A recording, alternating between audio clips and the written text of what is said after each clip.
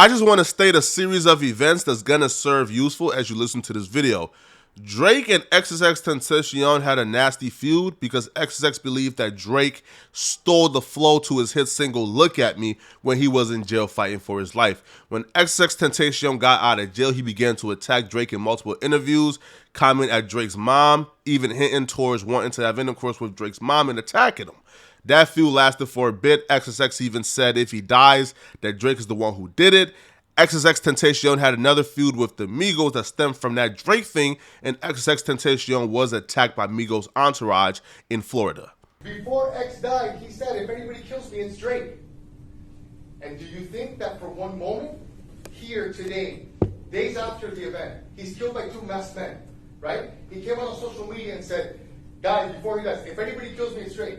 Do you think in that time span that they went and they addressed him, they talked to him? No.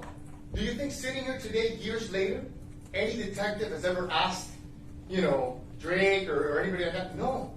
They never did that.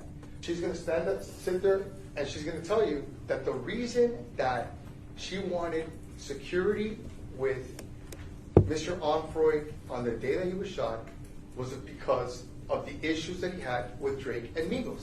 She's gonna tell you that. Hey, yo, this is why you can't be no broke street ninjas, bro. You can't be in the street and broke down and decrepit, bro. Because you might get stuck with a public defender who's talking like this, bro. Yo, can you imagine the look on homie's face when he's sitting down in that chair and his public defender goes up to give his opening statement and this is the best he got? Nah, I'll be damned, yo. I will be damned, bro. Now, the public defender is trying to paint the narrative that Drake is who XXXTentacion was worried about and that Drake is who got XXXTentacion killed and murdered. Now, he says he's going to be calling somebody to come and testify. I believe that somebody's from XXX label, probably one of his handlers, rather it's his manager, assistant, or somebody who told XXXTentacion that he should carry security with him that day because of the threats that existed from Migos and Drake. Now, for you guys who don't know, XXXTentacion got jumped by Migos entourage, and even during his squabbles with Drake, he also feared Drake because Drake had an extensive reach in Florida, right? Now they listed people like Top 5, who's from Toronto, who was in Florida at the time, as one of Drake's goons, because there's a video of Top 5 saying anybody who Drake got problems with, I'm gonna handle that. We all know this is BS, but Drake needs to be worried because they done got Wilmer Valderrama as the public defender. All right, that's the attorney, straight up. He even talks like, bro, that's the public attorney. Now, when you have an incompetent nincompoop as a public defender, they're willing to do things and break protocols that, any seasoned attorney wouldn't, right? Because they got no shame. They got no reputation to protect. Attorneys have fleeting theories all the time. So attorneys will go to trial and throw out different fleeting theories. Some don't make sense, but they just throw it out to establish reasonable doubt. But there's a difference between a fleeting theory and a motive. Fleeting theory, you'll probably hear a fleeting theory probably once or twice in the trial.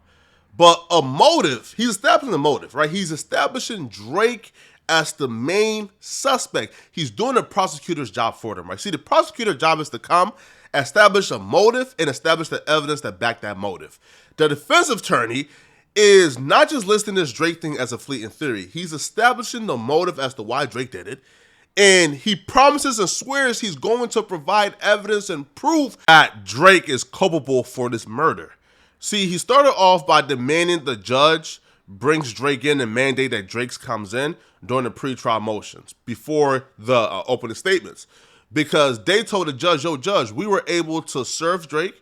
We were able to meet the criteria by the courts in terms of the serving mandates. We were able to serve Drake. He got our request to come in, but he ain't show up. We want you to now mandate Drake comes in. So he wants Drake to come in. He want to cross-examine Drake. He's bringing in different witnesses to say, yo, that Drake was a threat, that XXX was scared of Drake, that XXX got security for Drake, and that Drake has all the motive in the world for doing this to X. I'll be real with y'all, man. I don't think that Drake, who is worth $1 billion, is taking out somebody or killing them over some mama jokes. I'm sorry, I don't see it. You feel me? But y'all let me know in the comment section, man, what y'all think, all right?